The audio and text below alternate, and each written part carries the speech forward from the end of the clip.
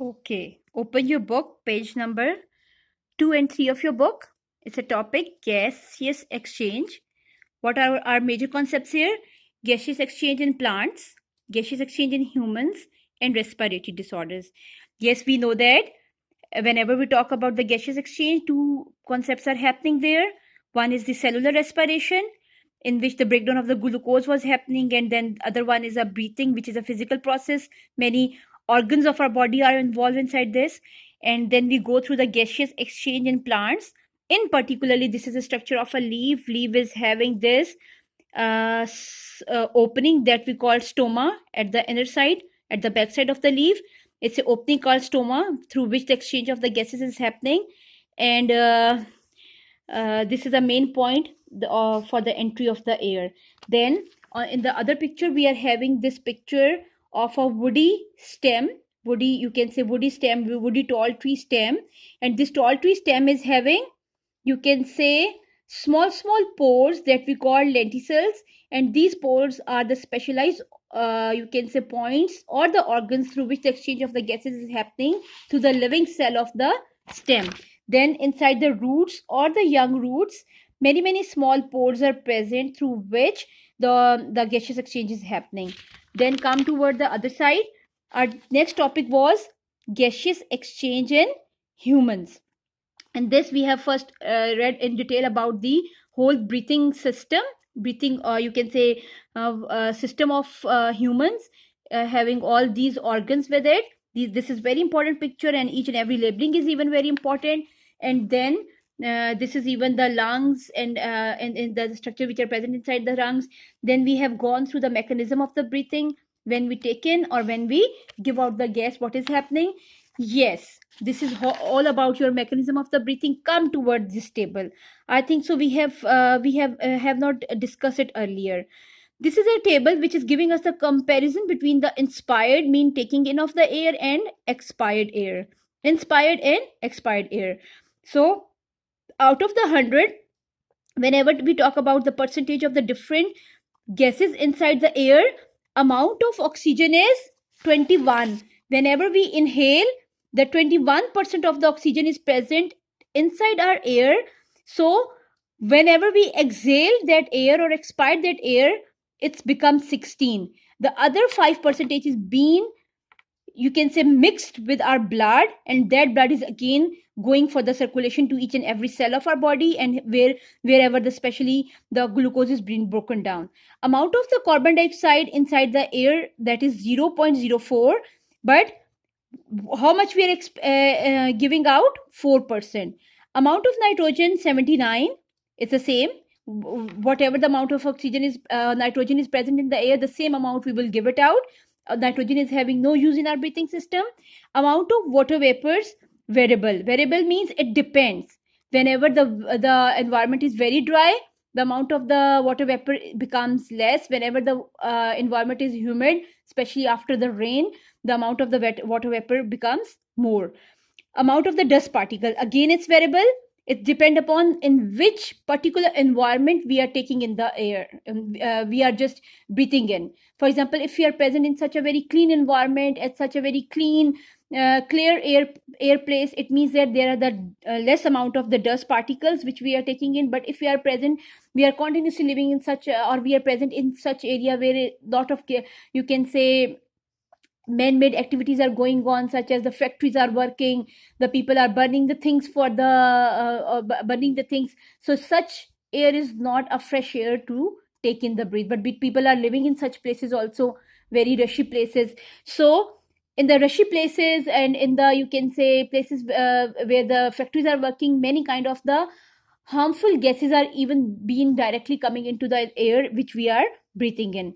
Temperature, again the temperature of the outside environment is variable. Why it's variable? In the winter season, the outer temperature is very low, while our body is having a constant body temperature, that is a 37 degrees Celsius, because we are the warm-blooded animals. Humans are the warm-blooded animals. Warm-blooded animals are those who can maintain a constant body temperature. So temperature is variable. In cold season it is very low, in the summer season it is very high, but our body is designed in such a way that whatever is happening inside our body, that is having, that all things are happening at a constant body temperature, that is the 37°C. And for this reason, this thing will be more clear in your coming topic that we call the homeostasis. Homeostasis is all about maintaining the body temperature, or the body, you can say, internal environment. So this thing will become more clear to you people there. Okay, now come to the other side. There are many experiments related to it. It's a model that is showing, you can say, inspiration and expiration. So, but inshallah, this is another, these all are very important. This is showing the, you can say, amount of the gases inside these experiments. So inshallah, very soon, when this COVID-19 will be over and we will be back to our schools, inshallah, we will perform it directly in our laboratories there. Then we have gone through the respiratory disorders. I think so it's become very clear to you people. Yes, now come on page number 16, the exercise of your book. We can quickly have a review of your exercise, and then inshallah, by the grace of Allah, we are able to cover this topic. Review question is page number 16. The process of gaseous exchange involves its option C, getting oxygen from the air and removing carbon dioxide. So tick option C. Most of the gaseous exchange in the leaf occurs in the leaf stomata, or single called stoma. How many bronchi are there in an air passageway? Only 2. In the air passageway, 2 bronchi are present. Where does the gaseous exchange occurs in humans? It's an alveoli. It's an alveoli. Which structure relatively help in taking the air out of the lungs? Diaphragm. Diaphragm is a sheet down the lungs, which is helping the lungs to push all the air outside. The primary chemical stimulus for breathing is the concentration of carbon dioxide in blood. Whenever the amount of the carbon dioxide rises in your blood, it is basically it acts as a stimulus. It gives the body a signal that this is a time to remove that carbon dioxide out of your body. Point out the false statement about respiration. It's a C. In emphysema, the wall of the alveoli break and there is more surface area. AIDS, a disease involving the breakdown of the air sac of the lung, is called emphysema. Which process does not occur in the nasal cavity? Exchange of gases. This is not occurring in the nasal cavity. This is happening in the lungs. What type of the blood vessels surround the alveoli? Mostly capillaries are there, and capillaries are very smaller. You people remember, very smaller tubes which can easily go to the each and every you can say tissue or the cell there. Now come toward the questions here. Differentiate between breathing and cellular respiration. I think so we have done in our lecture 1. Trace the path of the air from the nasal cavity to alveoli. We have done it also. How will you differentiate between a stoma and the lenticle? Yes, this question we are supposed to do. Stoma is an opening at the backside of the leaf through which the exchange of the gases is happening, while the lenticels are in other special openings present inside the woody portion of the stem of a big tree, and these openings are also specialized for the exchange of gases. Come down. How do the different parts of the plant body exchange gases with the environment? I think so plant body, we have done this question also. It was in my lecture 1. Write down the steps of the inhalation and exhalation. Yes, this question we are supposed to do. Steps of the inhalation and exhalation. For this you are supposed to make a diagram, and with the diagram in detail you will go what is happening, each and every step which is happening inside the inhalation and which is happening inside the exhalation. The question number 3 and 4 we have done it already. Come down here. These are the activities. Inshallah, whenever we will be back, inshallah we will do these activities there. Okay, now these are the other thing which is happening. What is happening here?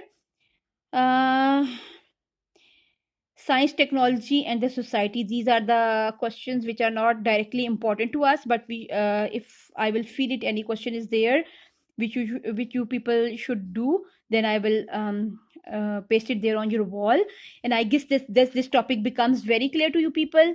And our chapter 1 is finished today. Inshallah, in our next topic we will go, in our next lecture we will go to the next question, that is the next chapter, that is the you can say homeostasis. So stay happy, stay safe at home, and give good time to your studies. Okay students, Allah Hafiz.